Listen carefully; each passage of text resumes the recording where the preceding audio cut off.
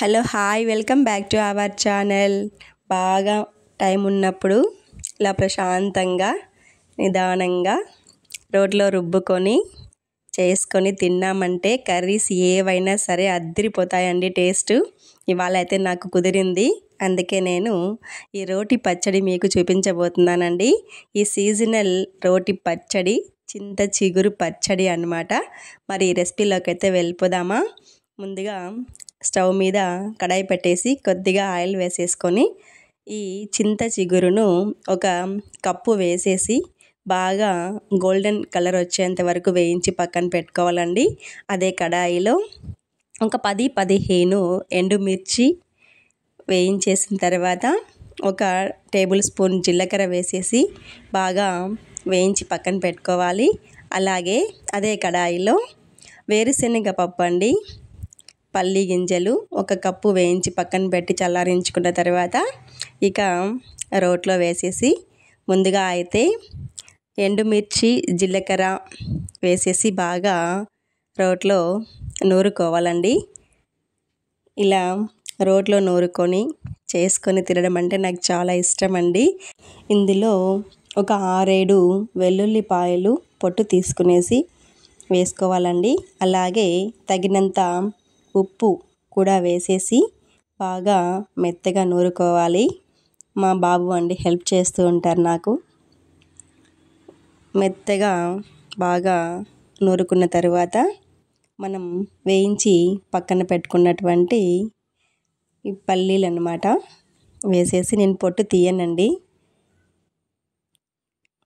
బాగా నూరుకోవాలి. ఇలా బాగా టైం ఉన్నప్పుడు హాలిడేస్లో కానీ మంచి ఫ్రీగా ఉన్నప్పుడు కానీ ఇలా ప్రశాంతంగా నాకు నచ్చినట్టుగా ఈ చట్నీలు మసాలా కర్రీసు ఇలా నూరేసుకుంటానన్నమాట. ఇందులో మనం వేయించి పెట్టుకున్నటువంటి చింత చిగురు కూడా వేసేసి బాగా మెత్తగా నూరుకోవాలండి. ఇలా రోకలితో అయితే మరీ మెత్తగా అయితే రాదండి, అందువల్ల కొంచెం కొంచెం వాటర్ వేసుకుంటూ నూరుకొని తర్వాత రుబ్బుగుండేసి మనకు కావలసినట్లుగా రుబ్బుకోవాలి. చూసారా, టైం పడుతుంది కానీ అండి సూపర్ టేస్ట్ అండి. అస్సలు 2 days 3 days అయినా కూడా ఈ చట్నీ వదలబుద్ధి కాదనమాట, అంత బాగుంటుంది ఈ చింత చిగురు చట్నీ. ఎవరైనా సరే ఎన్ని కర్రీస్ ఉన్నా పక్కన పెట్టేసి ఇంకా 4 ముద్దలు ఈ చట్నీతోనే తినేస్తారండి, అంత బాగుంటుంది. మా ఇంట్లో మా పిల్లలు మేము అందరు తింటామండి. చాలా ఇష్టం ఇలా రోట్లో రుబ్బినటువంటి చట్నీ అంటే మా వారికి కూడా. ఇంకా లాస్ట్లో వాటర్ కొద్దిగా వేసేసి ఆ రోలు గుండు మొత్తం కడిగేసుకొని ఆ రోలు కడిగినటువంటి వాటర్ని గిన్నెలోకి తీసి పక్కన పెట్టుకోవాలి. మామూలుగా ఒక్క పూటకే అయ్యేటట్లుంటే ఇందులోనే ఉల్లిపాయలు దంచేసి పోపు పెట్టకుండా తింటామండి. కానీ మాకి ఒక 2 days వరకు నిల్వ ఉండాలి ఈ చట్నీ, అందువల్ల పోపు అయితే పెడుతున్నాను నేను.